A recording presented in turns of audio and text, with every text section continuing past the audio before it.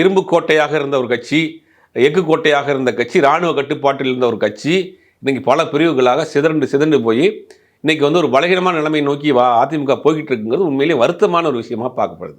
இப்போ நீங்கள் சொல்லியிருந்த மாதிரி சசிகலா, டிடி விஜயநகரன், ஓபிஎஸ், செங்கோட்டையன் எல்லாருமே தாவேக்கா கட்சி கூட சேருவாங்க மாதிரி சொல்லியிருந்தீங்க. அதுக்கு விஜய் ஒத்துப்பாரா? இல்லை, அங்கேருந்து வரக்கூடிய சில தகவல் என்ன சொல்கிறாங்கன்னா, கொஞ்சம் தயக்கம் இருக்குது அப்படிங்கிற மாதிரி சொல்கிறாங்க.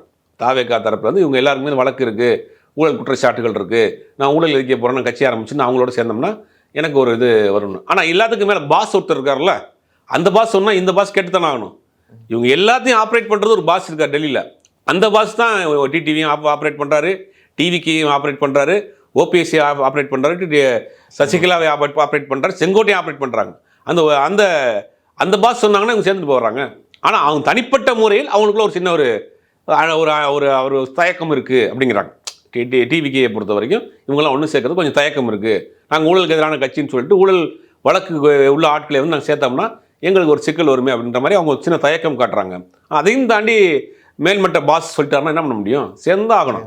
அடுத்த பிளான் அவங்களுக்கு பிளான் பி, தமிழ்நாட்டில் விஜய் தலைமையிலான ஒரு கூட்டணியை வலுப்படுத்துவதற்கு அவங்க தயாராகிட்டாங்கன்னா அதுக்கான ஆட்களை எல்லாம் போட்டாங்க.